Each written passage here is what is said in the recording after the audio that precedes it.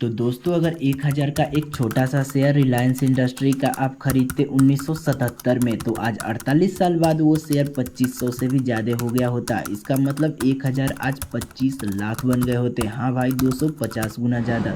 तो जानिए ऐसा क्यों होता है और स्टॉक मार्केट में मनी कैसे बनता है। जी हाँ, मेरा नाम है विशाल और स्वागत करता हूँ आपका विशाल के मार्केट यूट्यूब चैनल पे। आज मैं स्टॉक मार्केट का बिल्कुल बेसिक समझाने वाला हूँ आपको एक स्टोरी के माध्यम से।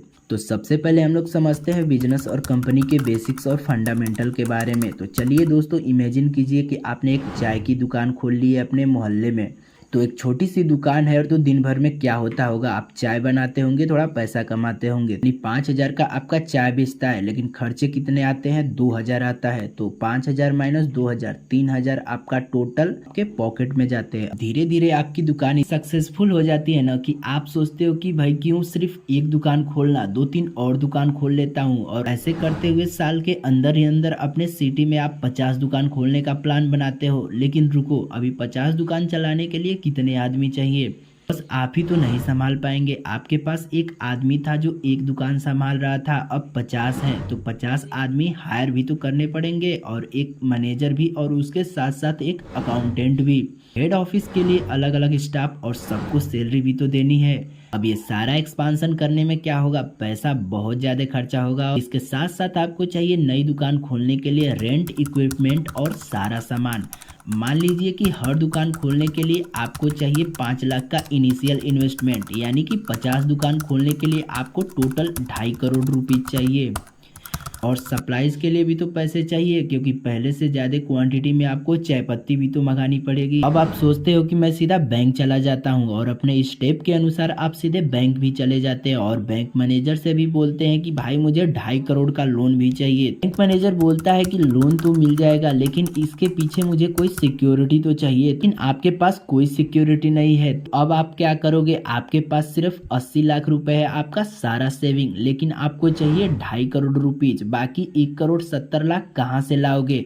यहीं पे आता है कॉन्सेप्ट शेयर मार्केट का। जी हाँ, अगर आप सोचो कि अगर ये एक्सपांशन प्रोजेक्ट इतना सक्सेसफुल होने वाला है, तो क्यों मैं अकेले ही इसमें इन्वेस्ट करूं? अगर मैं ज्यादा आदमी को इनवाइट करूं इस प्रोजेक्ट में, तो ज्यादा पैसे भी मिल जाएंगे, और जब कंपनी सक्सेसफुल होगी तो सबको प्रॉफिट भी मिलेगा। तो आप सोचते हो कि मैं ये चाय की कंपनी को 1000 पीसेस में डिवाइड कर दूंगा, और कह दूंगा कि भाई मेरे पास एक सक्सेसफुल चाय बिजनेस मॉडल है, अगर तुम एक पीस का ऑनर बनो तो 1.7 लाख इन्वेस्ट करो। जब कंपनी मान लो कि 10 लाख का प्रॉफिट करती है, तो उस प्रॉफिट के हिसाब से तुम भी अपना प्रॉफिट कमा लेना।